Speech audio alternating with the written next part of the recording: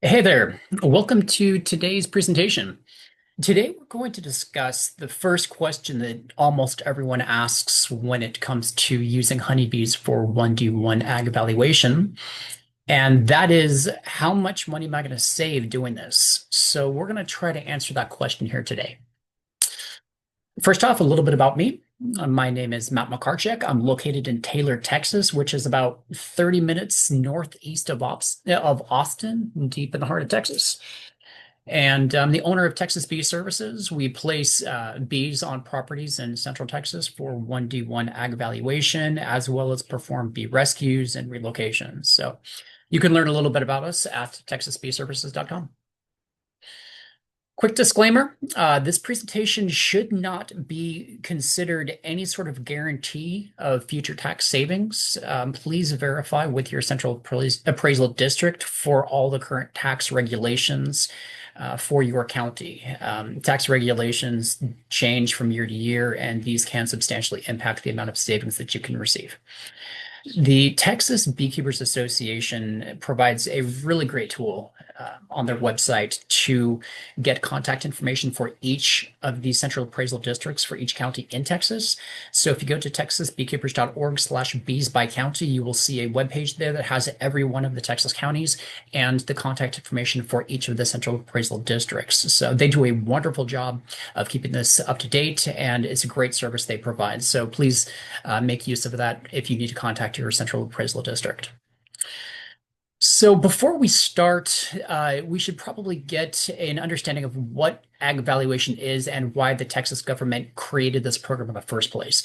So if we read the Texas tax code, it states to promote the preservation of open space land, the legislature shall provide by general law for taxation of open space land devoted to farm, ranch, or wildlife management purposes on the basis of its productive capacity. So Texas is doing this to help preserve open land and encourage farm, ranch, and wildlife management. And when a property or part of a property is used for this purpose, the government taxes the land based on its productive capacity. And the productive capacity is kind of defined as the peak ability of the land to produce agricultural products within any given agricultural activity. And in our case, that is keeping bees. So each county has its own definition of what productive capacity is. So that is going to affect what is the productive capacity when using bees. So once again, the Texas Beekeepers Association provides the productive value or productivity value per acre as defined by each one of the counties within Texas. So on that same webpage where it gave you the Central Appraisal District contact information, it also tells you for those specific counties what the current valuation or what it defines as the agricultural valuation for every acre used for, once again, in our case, beekeeping. So, but once again, I would encourage you to make sure you contact your central appraisal district just to double check that those valuations are current. So let's go ahead and look at a sample property here for what type of taxes we might expect with or without ag valuation. So let's first look at this example here, which is a 20-acre property with a house. Now, this is just kind of a made-up example. This is not an actual property, but it just will kind of illustrate what types of savings may be present or may be possible. So this on the sample property, we're looking at a 20-acre property with a house, 19 acres agricultural, 1 acre of homestead, and the market value of the house is at $100,000, and the market value of the acreage is about $50,000 per acre. So the tax rate for this sample property would be 1.6%, which is pretty typical across Texas. And so in our example here, the market value of the property without ag would be $100,000 for the house, and then $50,000 times the 19 acres would put the market value of this property at 1,050,000. And the tax liability would be 1.6% of that. So you take the 1,050,000, multiply that times 1.6%, and you look at a tax liability without ag valuation annually at 16,800. So let's look at the taxes with an ag valuation on that same property. So once again, it's a 20-acre property with a house, 19 acres of ag and 1 acre of homestead.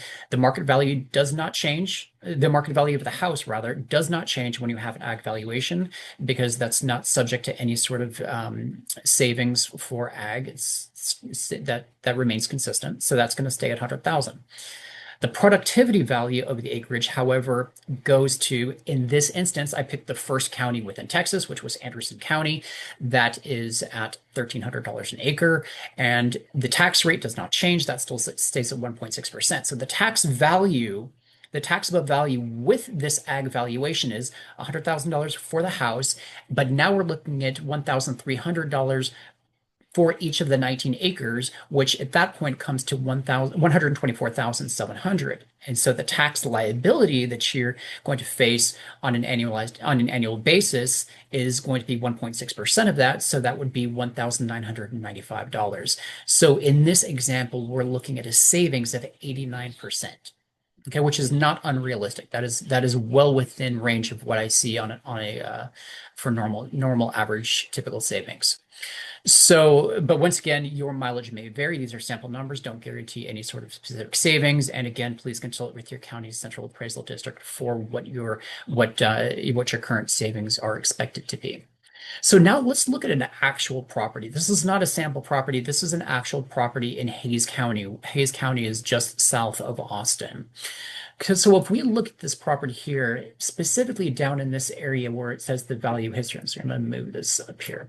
If we look at the value history for 2023 and 2022, you'll notice that the market value of this property, and let me also mention, this property does not have a house on it. This is 10 acres raw land, and in Hays County, which is actually a fairly pricey county within Texas. So that's why this property is valued pretty high. So there's no improvement. So there's no house here. So this is strictly land. So the market value of this 10 acres is $1.6 million. Okay. However, in 2023, they had an agricultural usage using bees, and that brought the value to $18,740 instead of the 1.6 million. So that's what it was appraised at, and that's what it was assessed at. The previous year in 2022 it was determined to have a market value of $1.3 million. However, with the agricultural valuation, it was only 11,720, and so that is once again what was assessed at. In 2024, which is the current taxable year, actually, I'm recording in 2025, but those have not actually been released yet. So this is the most current taxable value.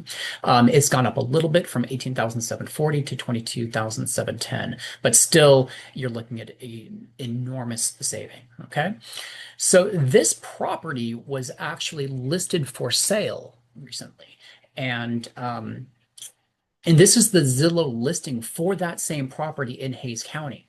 And if you'll notice, this is all this information, the Zillow listing, as well as the document that I pulled from the Central Appraisal District in Hays County, is all public domain information, so it's not proprietary information. Although, just for privacy's sake, I went ahead and eliminated some identifying characteristics of the property, but that's neither here nor there. The fact is, or what I wanted to point out was the property, as it states on this Zillow listing, the property currently hosts bees and qualifies for an agricultural exemption, keeping the taxes to about $350 per year. So if we go back to that previous slide, if we look at the taxable value of $22,710 and we multiply that times the 1.56407 tax rate, you can do the math and you'll find that that is almost exactly $350 as described here within the Zillow listing. So that's what we're looking at here. Okay, some extremely substantial savings when using the bees for ag valuation. Okay. So, in addition to the tax valuation, another source of